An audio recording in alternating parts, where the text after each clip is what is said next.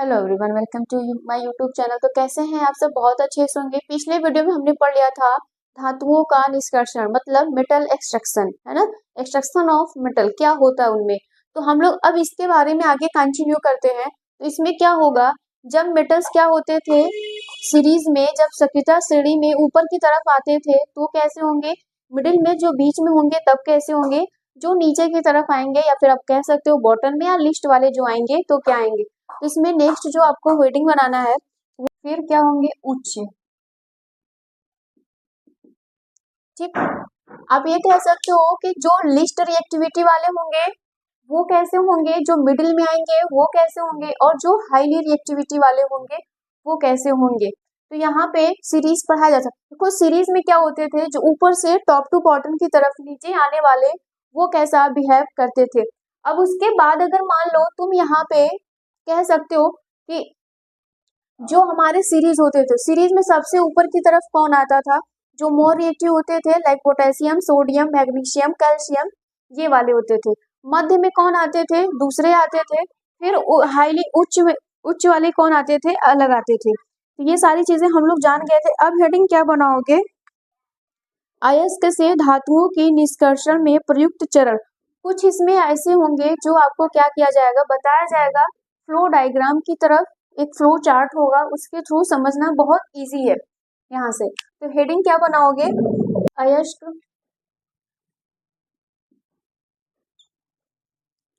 अयस्क से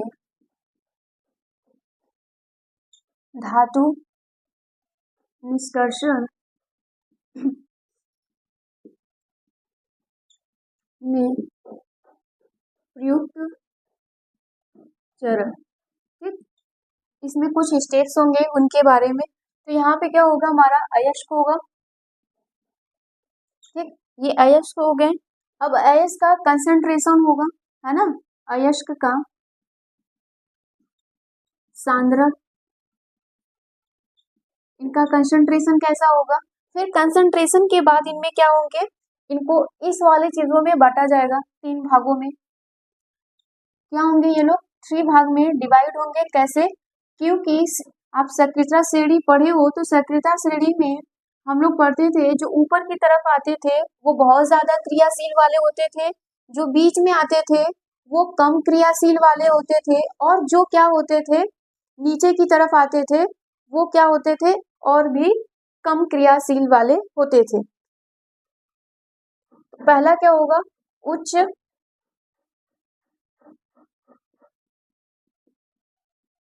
अभिक्रियाशील धातुएं। ठीक, इसमें क्या होगा, मध्य, है ना। मैं पूरा नहीं लिख रही हूँ, आप लोग लिख लेना, चलो लिख ही देते हैं। मध्य अभिक्रिया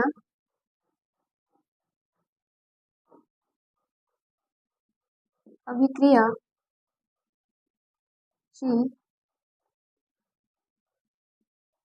धातु, निम्न अभिक्रिया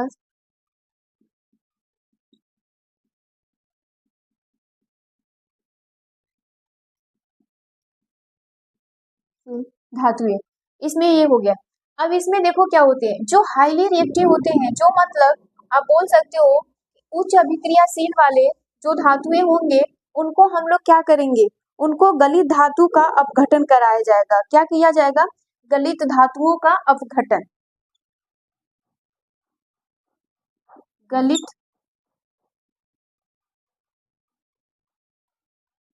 धातुएं का अपघटन।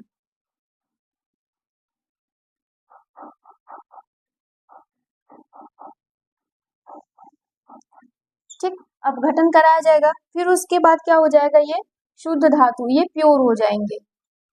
यहाँ से आपको शुद्ध मेटल्स मिल जाएंगे, मतलब प्योर मेटल्स मिल जाएंगे। ठीक, अपघटन का क्या होगा, उनको तोड़ा जाएगा, किसके प्रेजेंस में, इलेक्ट्रिसिटी के प्रेजेंस में, मतलब उनको क्या किया जाएगा, वहां पे करंट को दिया जाएगा। और मध्य वाले जो आते हैं इसमें 2 प्रोसेस हो जाएंगे, इसमें 2 प्रोसेस आ जाएगा, एक रोस्टिंग आएगा, एक कैल्सिनेशन आ जाएगा, है ना। जिसको हम लोग कहते हैं हिंदी में क्या, निष्ठापन कहते हैं कैल्सिनेशन को, और रोस्टिंग को क्या कहते हैं, भर्जन कहते हैं। तो अब यहाँ पे इसमें जो मध्य वाले आएंगे धातुएं वो क्या बनाएंगे, इनके जो अयस्क होंगे कार्बोनेट वाले होंगे और क्या होंगे, सल्फाइड वाले भी अयस्क होंगे। तो यहाँ पे लिखना कार्बोनेट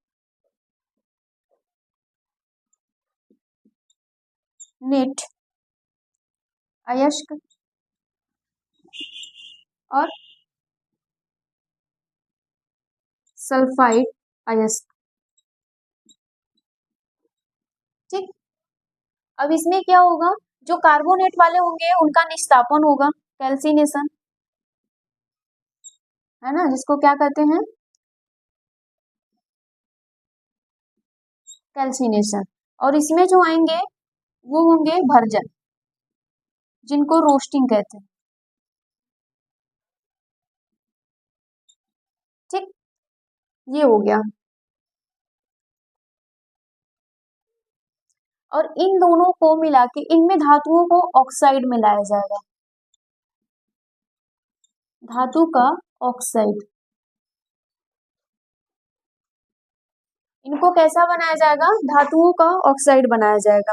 और इसमें क्या होंगे, जो निम्न में आएंगे उनका होगा सल्फाइड अयस्क होंगे, फिर उनमें रोस्टिंग किया जाएगा, फिर रोस्टिंग से उनको क्या किया जाएगा, मेटल्स को निकाला जाएगा, फिर मेटल से क्या किया जाएगा, रिफाइन किया जाएगा, परिष्करण किया जाएगा। इसमें कौन होंगे, सल्फाइड अयस्क, फिर क्या किया जाएगा, भर्जन, है ना, रोस्टिंग, फिर यहाँ से आपको धातु मिलेगी, मेटल्स को निकालोगे, फिर इसका रिफाइन किया जाएगा, परिष्करण, है ना, परिनिष्करण कह सकते हो। ठीक, फिर उसके बाद भी क्या होगा, परिष्करण के बाद धातुओं का अपचयन होगा, फिर धातुओं का शोधन होगा, फिर यहाँ पे धातु का अपचयन, फिर इसका शोधन होगा, किसका, मेटल्स का, जो मेटल्स आपको मिलेगा। ठीक, इतनी बातें समझ में आ रही है। तो यहाँ पे सिंपल सी बहुत चीजें हैं, जो एग्जाम में आपसे पूछा जाएगा ये वाला प्रोसेस पूछा जाएगा, और उसमें भी बहुत ज्यादा नहीं, इसमें से कौन सा पूछा जा सकता है आपके एग्जाम में, कैल्सिनेशन और रोस्टिंग। अब देखो कैल्सिनेशन क्या है, रोस्टिंग क्या है, रोस्टिंग का मतलब क्या समझते हो। अब देखो कुछ लोग इसमें वेजिटेरियन होंगे, कुछ नॉन वेजिटेरियन होंगे, तो कुछ लोग चिकन रोस्ट जानते हो, नाम सुना है, तो उनको रोस्ट किया जाता है, या फिर भुट्टा खाए हो, भुट्टा को भी क्या किया जाता है, रोस्ट किया जाता है वहां पे। ये सारी चीजें समझ में आ रही है कि नहीं, रोस्टिंग क्या होता है, कैल्सिनेशन, पहले इतना नोट करो फिर समझाते हैं। अब हेडिंग बनाना है निस्तापन। ठीक, कैल्सिनेशन,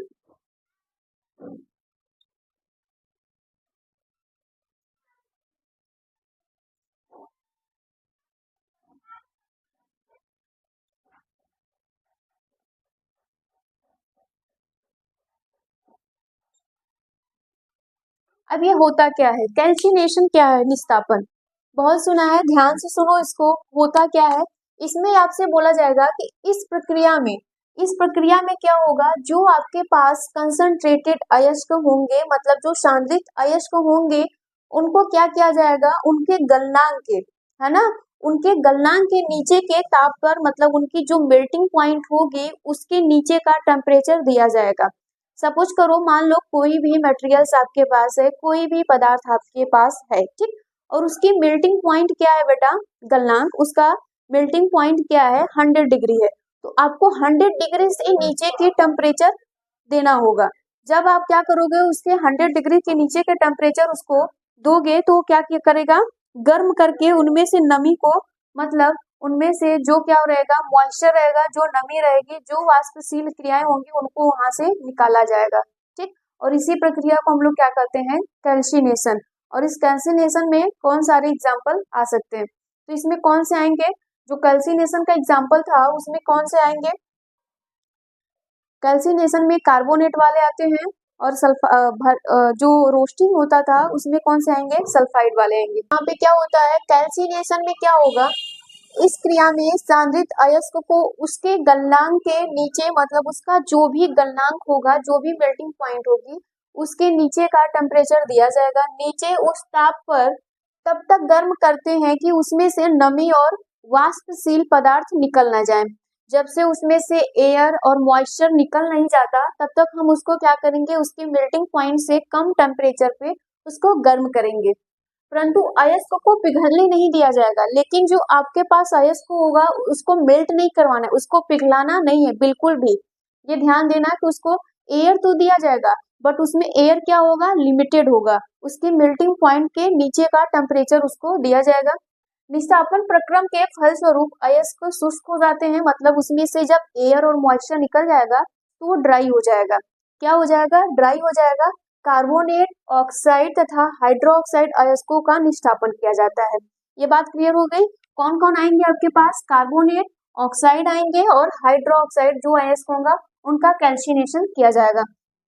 और रोस्टिंग क्या होती है बेटा, भर्जन क्या होगा, सांद्रित अयस्क को अकेले या अन्य पदार्थों के साथ वायु की नियंत्रित मात्रा में उपस्थिति में बिना पिघलाए गर्म करते हैं, भर्जन कहलाते हैं। इस प्रक्रिया को क्या कहते हैं, भर्जन कहलाते हैं।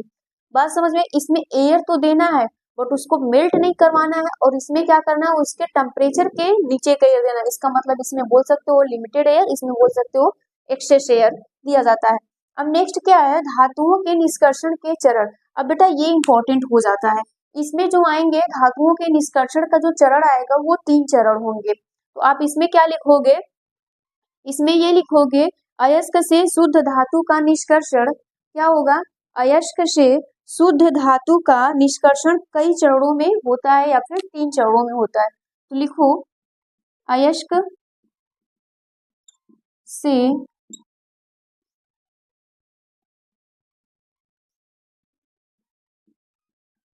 शुद्ध धातु निम्न 3 चरणों में होता है। कौन कौन है इसमें से, इसमें पहला क्या है, अयस्कों का समृद्धिकरण, मतलब आप बोल सकते हो इनरिचमेंट होगा उसमें। पहला क्या होगा, अयस्कों का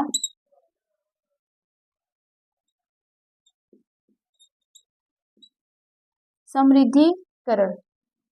फिर दूसरा क्या होगा, सक्रियता श्रेणी में नीचे स्थित धातुओं का निष्कर्षण। सक्रियता श्रेणी में स्थित नीचे धातुओं का निष्कर्षण।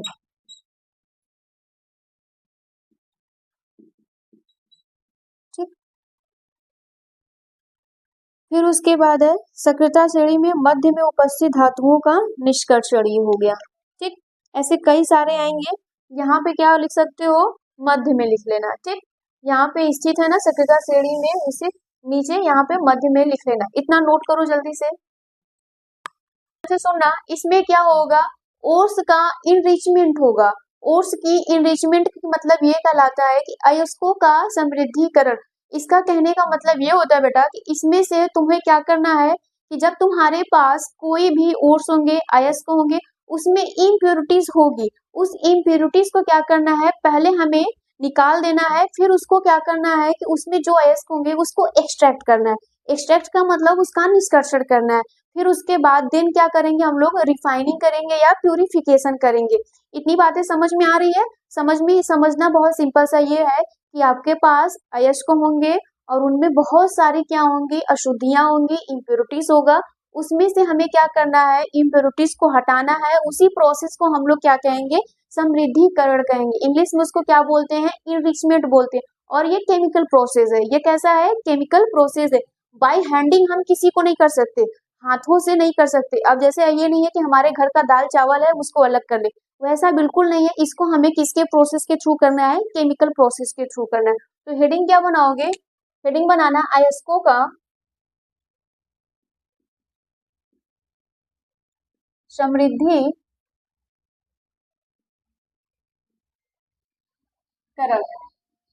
और समृद्धिकरण को इंग्लिश में क्या बोलते हैं, इनरिचमेंट बोलते हैं। क्या बोलते हैं बेटा, इनरिचमेंट बोलते हैं।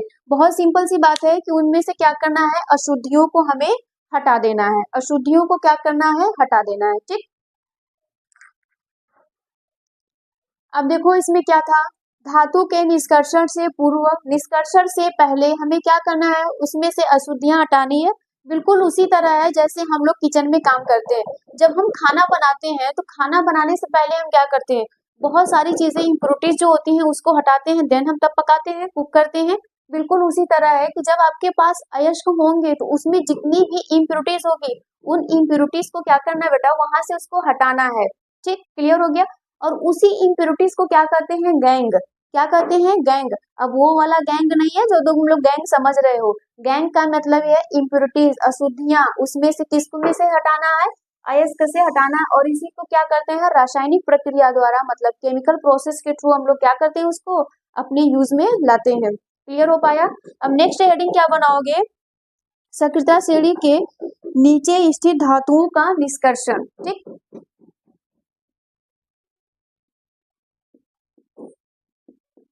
सक्रियता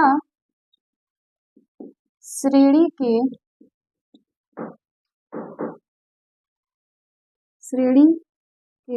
नीचे स्थित धातुओं का निष्कर्षण।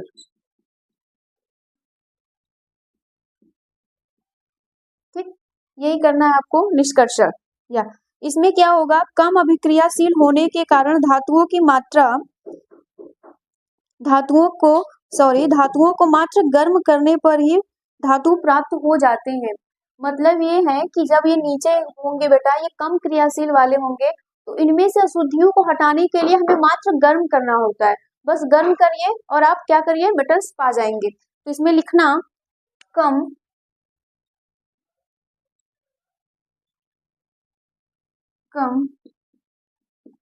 क्रियाशील होने के कारण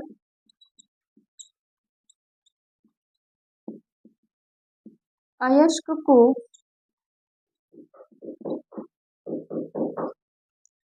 मात्र गर्म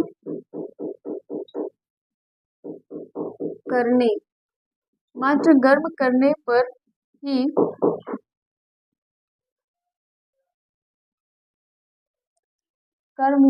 धातु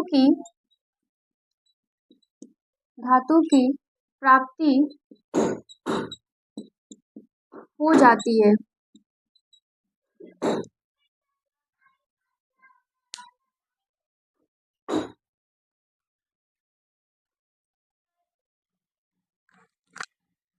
ये समझ गए। अब इसके एग्जाम्पल क्या होंगे, एग्जाम्पल लिखो। ठीक, एग्जाम्पल में क्या होगा, इसमें क्या बोला जा रहा है, नीचे की तरफ जो स्थित होंगे, ये क्या है, HgS, मर्क्यूरी है ना, मर्क्यूरी सल्फाइड है।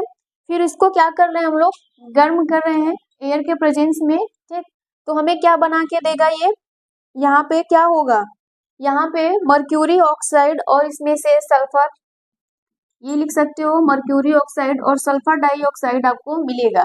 अब इसको क्या करना है, आपको इक्वेशन को बैलेंस करना है। ठीक, बैलेंस करने के लिए क्या करोगे, ऑक्सीजन कितना, इधर 3 है और इधर 2 है, डायरेक्ट इधर 3 लगा दो, कितना हो गया, 6 हो गया, कितना हो गया, 6 हो गया। तो यहाँ पे क्या करना है तुम्हें, क्या करोगे, यहाँ पे 2 लगा दो, डायरेक्टली यहाँ पे 2 लगा दो, तो Hg पे 2 हो जाएगा, सल्फर भी 2, तो सल्फर को यहाँ दो, यहाँ 4 ऑक्सीजन हो गए, 4 ऑक्सीजन 2 सल्फर, उधर भी हो गया बैलेंस, इसको 2 लगा दो। अब ये तुम्हारा क्या हो जाएगा, बैलेंस हो जाएगा। और देखो जहाँ पे सल्फर आता है उसमें क्या होता है, रोस्टिंग, तो यहाँ पे लिख लो वर्जन, ये प्रोसेस इसमें होता है। ये तुम्हारा एग्जाम्पल था। और इसमें जो ये है, ये जो होता है बेटा, है ना, मर्क्यूरी सल्फाइड जो होती है उसको हम लोग क्या कहते हैं, शीना बार कहते हैं। क्या कहते हैं, शीना बार, है ना। अगर इंग्लिश में कब पढ़ते हैं तो उसको चीना बार कहा जाता।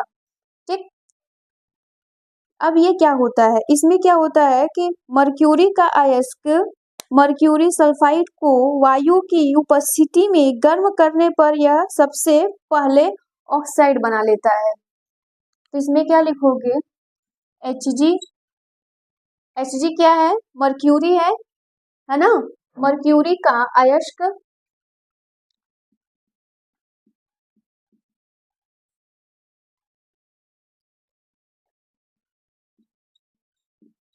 को गर्म करने पर सबसे पहले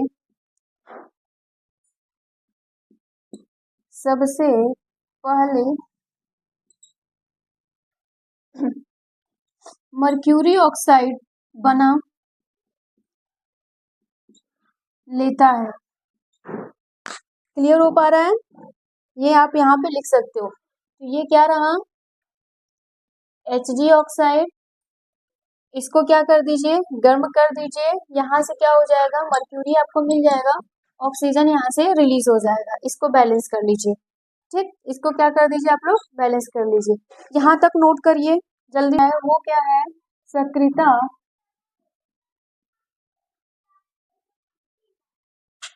सक्रियता श्रेणी में मध्य में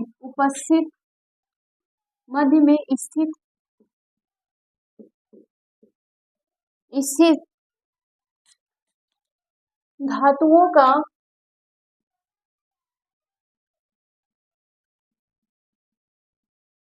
निष्कर्षण। ठीक, धातुओं का निष्कर्षण होगा। इसमें क्या होगा? अब प्रकृति में जो हमारे नेचर में प्रकृति में धातुएं प्रायः सल्फाइड या कार्बोनेट के रूप में पाई जाती हैं। प्रकृति में जो मेटल्स होंगे वो सल्फाइड या कार्बोनेट के फॉर्म में पाई जाएंगी। इसको नोट करो। प्रकृति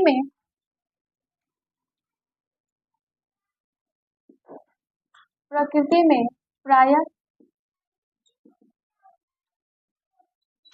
धातुएं सल्फाइड या कार्बोनेट के रूप में पाई जाती है।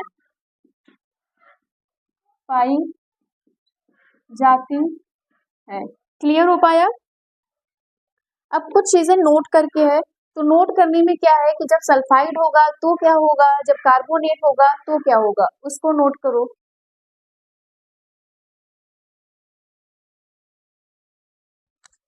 अब देखो इसमें क्या हो रहा है।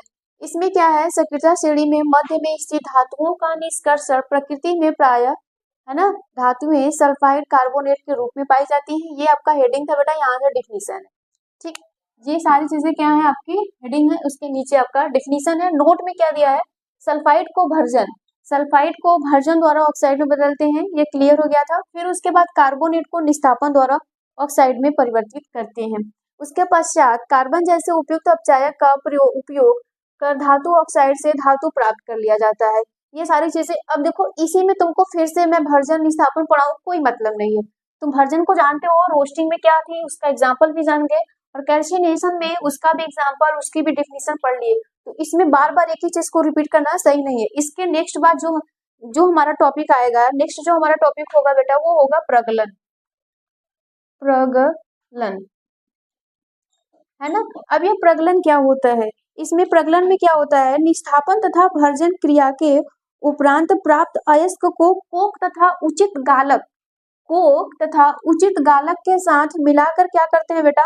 मिश्रण को हम लोग बनाते हैं, फिर गलाने की प्रक्रिया को हम लोग क्या करते हैं? प्रगलन करते हैं, और उसको हाई टेम्परेचर पे दिया जाता है। उसको क्या करते हैं हम लोग? बहुत ज्यादा टेम्परेचर देते हैं। इसमें ये बोला जा रहा है कि भर्जन और निष्ठापन के पश्चात जो अयस्क है उसमें हम लोग क्या करते हैं? कोक या फिर कोई गालक जो उसको गला दे, उसको मिलाते हैं, फिर उच्च टेम्परेचर देते हैं, मतलब उसको हाई टेम्परेचर देते हैं, गर्म करते हैं। फिर वहां से हम लोग क्या करते हैं?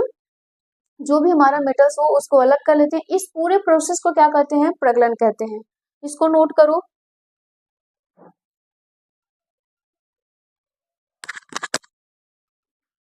अब ये रहा प्रगलन। इसमें क्या है? निष्ठापन तथा भर्जन की क्रिया के उपरांत प्राप्त अयस्क को कोक तथा उचित गालक के साथ मिलाकर मिश्रण को उच्च ताप तक गर्म करते हैं और इस गलाने की प्रक्रिया को हम लोग क्या कहते हैं, प्रगलन करते हैं। नोट में ये लिख सकते हो बेटा, प्रगलन को हम लोग वात्या भट्ठी में संपन्न करते हैं। देखो हमें भट्ठी बहुत सारी थी पहले, लेकिन अब हमें नहीं पढ़ना है, तो इसको क्या कह सकते हो कि प्रगलन की प्रक्रिया को हम लोग किस में कंप्लीट करते हैं, वात्या भट्ठी में इसको कंप्लीट करते हैं। एग्जाम्पल के लिए तुम लोग लिखो, एग्जाम्पल इसमें क्या होंगे,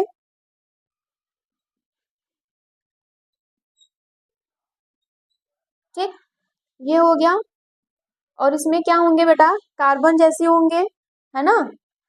इसको हम लोग क्या करेंगे, गर्म करेंगे, तो ये क्या बना लेगा, आयरन, और यहाँ से कार्बन मोनोऑक्साइड निकाल देगा। और इसको इक्वेशन को तुम्हें बैलेंस करना है, चाहो तो खुद से बैलेंस कर लो। यहाँ पे डायरेक्टली 3 लगा दो, 3 हो जाएगा, यहाँ पे 3 लगा दो, ये 3 हो गया, बैलेंस हो गया, यहाँ पे 2 है, यहाँ पे 2 लगा दो, ये बैलेंस हो गया, ठीक। फिर इसके बाद तुम इसी को फिर से ले लो,